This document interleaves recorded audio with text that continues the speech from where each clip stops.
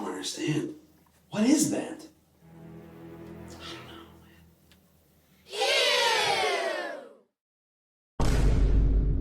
Greetings, friends, and welcome back to the 3-Minute Horror Show. My name is Ben, your host, and I love horror movies. In fact, I watch the bad movies so that you don't have to. You're welcome. Today I'll be reviewing the movie Sorority of the Damned from 2025. This is a movie about a sorority house plumber who discovers his secret demon hunter lineage after his father dies. This movie was written and directed by Joe Davison, who also wrote and starred in 100 Tears, which I discussed previously with director Marcus Cook. Sorority of the Damned is not currently streaming here in Canada. It is streaming in the US on Fossum, so if you get yourself a VPN, maybe you can wink wink, nudge nudge, know what I mean? Trevor Harmony is a plumber that works in a sorority house. He gets pretty consistent work because these ladies love flushing stuff down the toilet.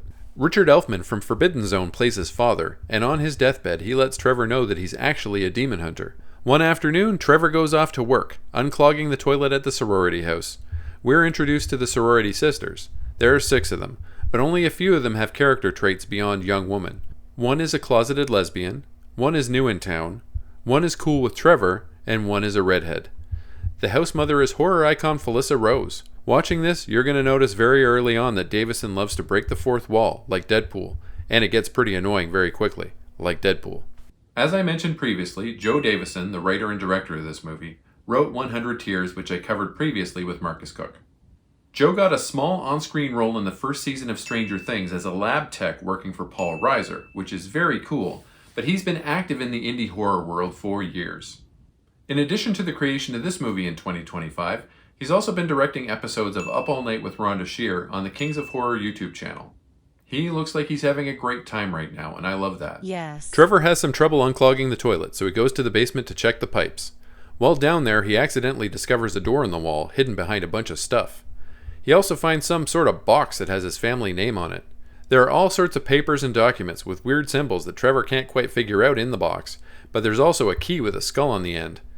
The next day, back at work, Trevor and Morgan is the girl that's cool with him, unlock the hidden door with the skull key.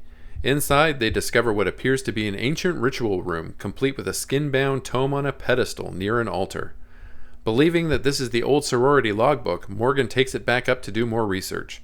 Amber, the closeted sister, snatches up the book and brings it to the house mother, Felissa Rose. We haven't talked about Felissa Rose a lot on this channel so far, but she's bound to come up again and again in the movies that we cover. Why is that, you might ask? She's been a horror mainstay for years. She started her career by playing one of the most iconic and controversial roles in horror history, and she's still here going strong. Rose played Angela in Sleepaway Camp at age 13. Over the years since that breakthrough performance, Rose has become a true scream queen, appearing in nearly 200 projects. She's a very talented actress and can bring legitimacy to even the smallest budget movie. I've seen her in masterpieces and I've seen her in crap, and she's always good.